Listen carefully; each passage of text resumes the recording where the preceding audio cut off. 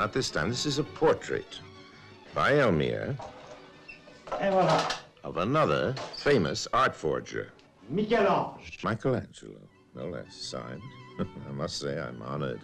My signature, forged by Elmire on a real Elmire, is really something. Greetings, cinephiles! Welcome to the FILMSTRIP channel in a new video from the series Second Angle. I announced that FILMSTRIP is now on Patreon. You can go check out the link in the description. If a picture is worth 1,000 words, a single dollar is worth 1,000 thanks.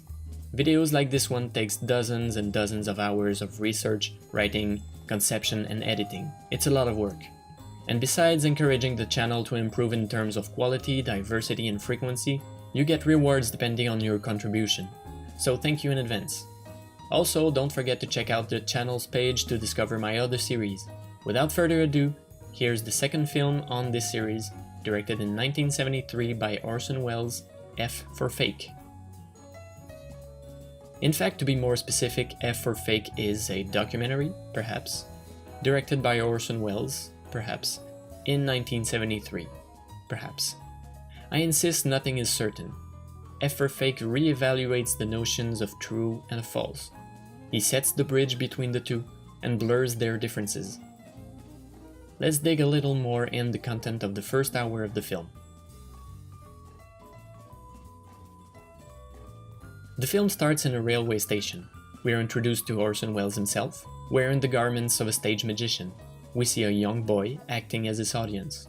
Let's not forget that Welles set up loads of magic shows in his life. We make the acquaintance of Oya Kodar, Welles' friend and assistant, and then of another friend, François Reichenbach, documentary filmmaker who films the scene.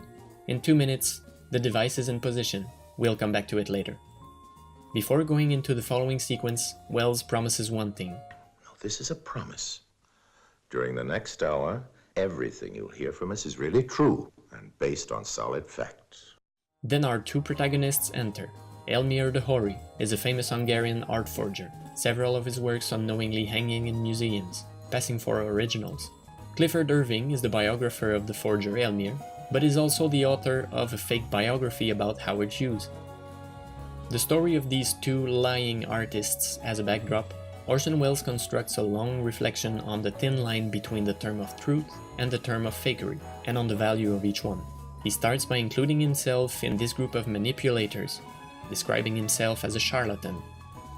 Although being known in the show business industry from a young age, he became a star to the eyes of the public on October 30th, 1938, by narrating a radio broadcast on CBS, adapting the novel War of the Worlds by H.G. Wells, in the form of breaking news segments reporting the alien invasion. According to legend, the population was immediately taken by panic, believing in the arrival of little green men.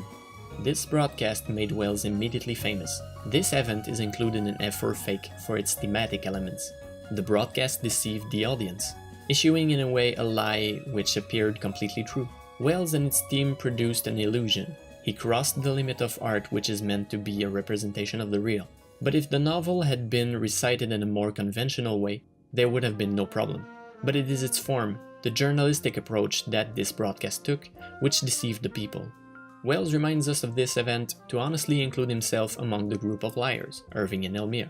The inclusion of his own person is relevant since it is a fakery that introduced him to the world. He deceived the public, however.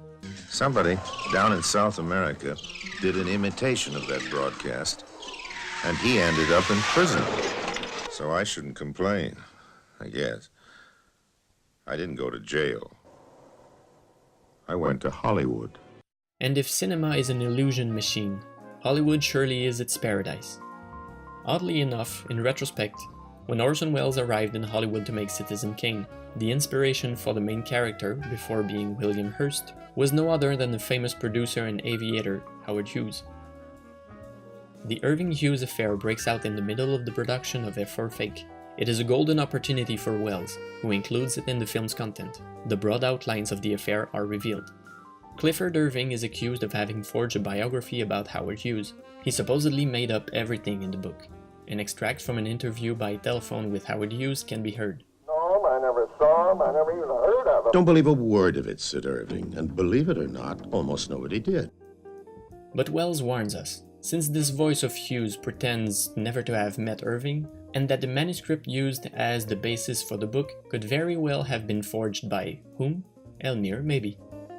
Also, he informs us that Hughes had the reputation of using doubles during communications or public appearances.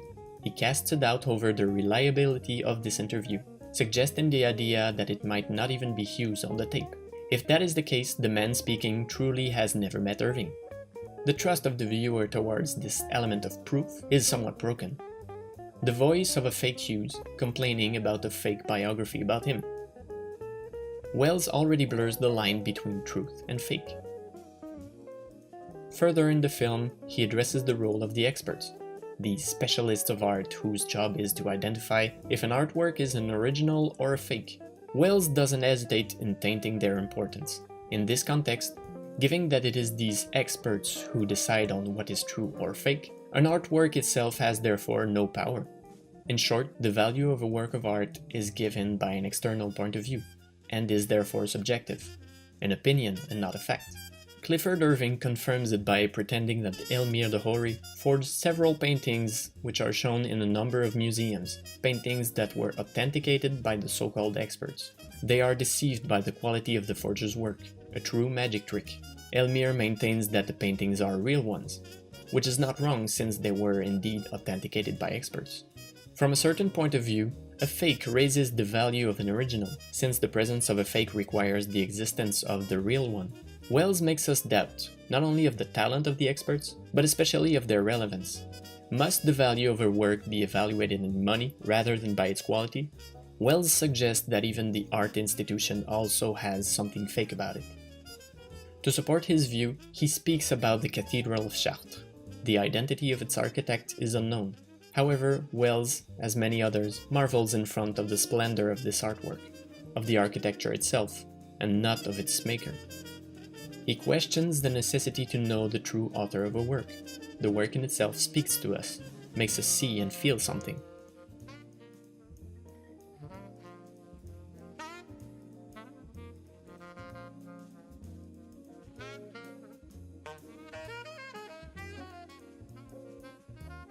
As I briefly mentioned in my video on Nanook of the North, the elements which makes a documentary are not so much in their capacity in reproducing reality as it is, but rather in the link of confidence the film has with its audience, as what's on the screen tends a certain proximity with reality.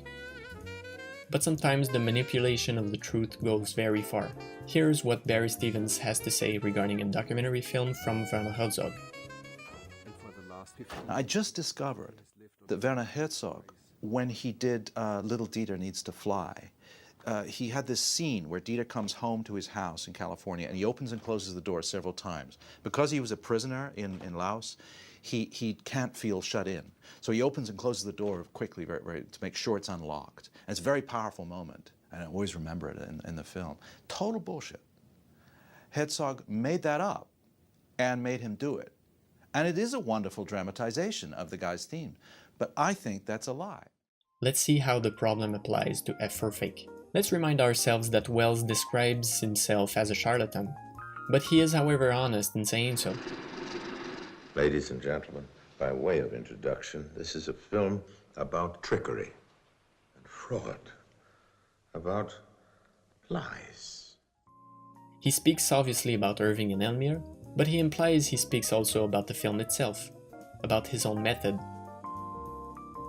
Welles builds the film from extracts from a documentary made a couple of years earlier by François Reichenbach for the BBC, Elmire, The True Picture. Welles manipulates the property of someone else. If straight away we are dealing with a distortion of reality in the documentary material, what F for Fake introduces is an additional distortion over the same material. By working with François' images, who then becomes the true author of the film, Welles has reorganized the work of François as Duchamp has reorganized the work of Da Vinci.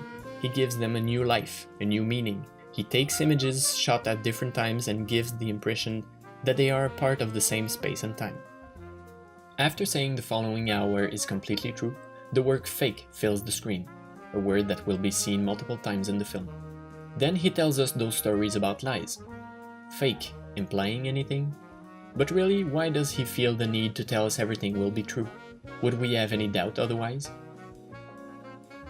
The scene in which he changes the key into coins represents how he is capable of manipulating us. The art of magic, as the art of filmmaking, is to persuade. In the case of cinema, images, words, and especially editing have an incredible power of persuasion.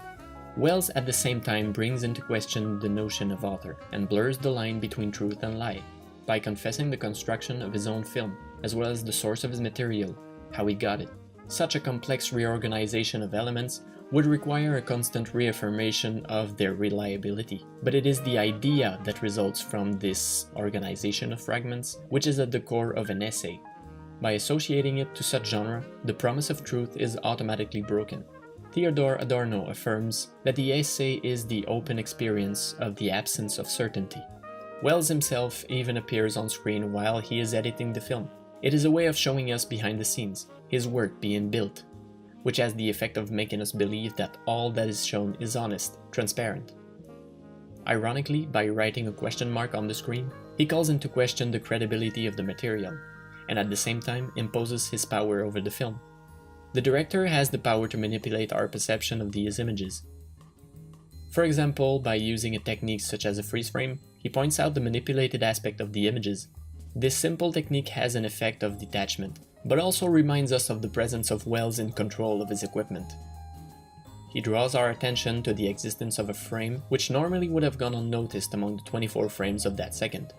He has the power to direct our attention to what he wants. The different elements are disparate. The lack of homogeneity and of transparent editing gives a fake and artificial aesthetic. The moment when the film strip falls off the moviola and that Welles replaces it manifests the difficulty of structuring the film. The segments are hardly configurable because too independent from each other. Duplicate images are found in different contexts, juxtaposed to different shots. By these techniques, Welles invites us persistently to concentrate on the significance of the layouts and on the process of building more than on what is shown and said in each of the individual elements that compose the film. He reminds us that the entire film is a discourse. The presence of Orson Welles himself is a thread which holds the sequences together. He acts as glue between shots that would hardly work by themselves. He succeeds in constructing three-way dialogues using shots from different spacetimes, in which he takes the liberty of adding words to the sentences of the protagonist. He even dares to whisper answers to the characters. To fool once in a while somebody very, very pompous and somebody very pretentious that I like. By looking at us through the lens, we understand that we are not dealing with a closed fiction. It is a method of detachment that gives a truer aspect to his words. Archives like News on the March add nuance to the notion of truth. Such device is not foreign to Orson Welles. Similar problems were raised by such segment in Citizen Kane. The Irving Hughes affair includes an element of current events in the film, happening during its production, but Welles does not report the segment as a reporter would. He treats the events with the same techniques and the same approach as the rest. The sequence is introduced on the same level and with the same importance in relation to the subject. Its link with reality then appears to us rather ambiguous.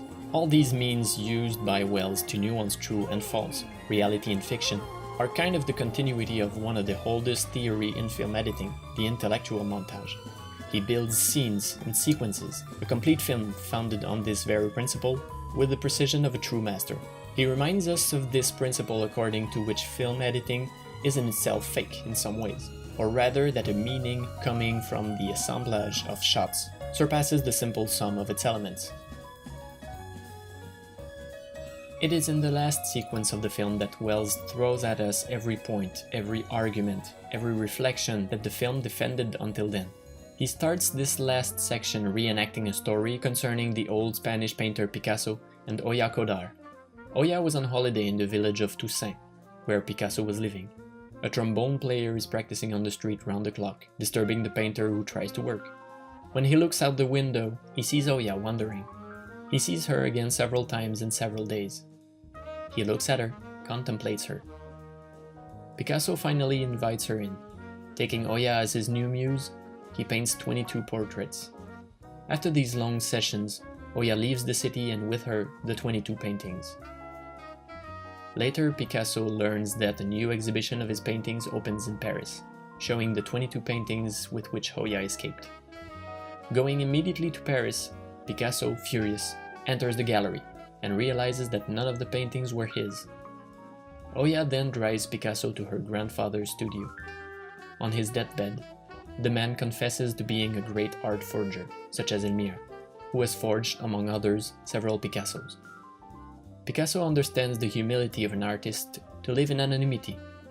He empathizes with the forger in front of him, but he asks him, however, to give back the 22 original paintings. Pablo is out of luck, the forger has already burned them. Picasso's story is reenacted mostly using shots, reverse shots, as we find in classic narrative cinema. Using Picasso's photos, Welles creates a movement and builds a scene. Sense of a narration blooms in the juxtaposition of elements. We believe in that story put together. In the second part of the sequence, Welles speaks with Oya. To recreate the dialogue, Welles takes the forger's role, and Oya plays Picasso. Both are transformed little by little into these characters. Again, reality confronts fiction. We know them in reality as Orson Welles and Oya Kodar. We know that they play the roles of true persons, having a fictitious dialogue. And then the curtain falls. After this scene, Welles reappears in the same set as in the beginning of the film, and maintains that he kept the promise to tell us only the truth for 1 hour. But That hour, ladies and gentlemen, is over. For the past 17 minutes, I've been lying my head off. a simple but clever trick to deceive us. There is the ironic humor of Welles. He warns us that he is a charlatan and a liar, and however we trust him all this time. We have to admit he was honest in saying he was a liar. Admissions surface. Oya's grandfather was not a painter. Picasso's story is made up. To make sense of that last scene, allow me a slight digression. By the magic and power of cinema, Welles warned us from the very beginning with the scene of girl watching. It's kind of a sequence of cinéma vérité, reality captured live, however included in a film regarding fakery. The ironic humor of Orson Welles is there again. Oya is aware of her appearance and the gazes she attracts. The men are an audience, yet they are seen from a distance, using telephoto lenses so that their reactions remain authentic, and Oya's walk is all set up. In fact, these scenes prepare us for the film that follows. Like us, the men are guided by their desire to watch. The men are true, but are insignificant elements by themselves. They have meaning only in relation with the woman, and the scene with the sequence, and the sequence with the film. The mise en scène is attractive. The trick is intriguing for a viewer. Welles already included himself in the group of liars, but during Picasso's scene, he will take a role similar to Clifford Irving. I mean, he creates a story based on a true person, but will make up the whole thing. He will prove the whole point of his film from inside this creation, by the classic narrative form that the scene will take. We believe this story perhaps precisely because it is constructed in a rather standard language, like the one we are used to see in movies, which is far from the fragmented and heterogeneous form of the rest of the film. As the child in front of a magic trick, the viewer is readily amused by what is shown to him, always wondering, is it true? The child is filled with wonder, yes, by the magic, but because he knows that he is deceived, the lie is enough to amaze him. As the magic of cinema, editing succeeds in impressing us. Even Oya is an accomplice, as the magician's assistant, while Welles makes fun of us. The desire to see is essentially the base of all art forms. And in the case of cinema, the will that our eyes are deceived. The magician and the filmmaker are encouraged by the public to lie to them. The beauty of art is precisely to make us believe. The public asks to be deceived. And in the end, we are most satisfied. All these characters are liars, but are they any less true? Or are they simply artists? Art is not in the service of the truth. Art is in itself a lie. It's true. Thanks a lot for watching, and a huge thanks to the very first contributors on Patreon. Any contribution makes the channel grow. Thank you. Another special thanks to Julie, with whom 8 years ago I made the research on which I based this video. Many more to come. Follow FILMSTRIP on YouTube, Facebook, and on Patreon. I'm René for FILMSTRIP. Thank you, and see you soon.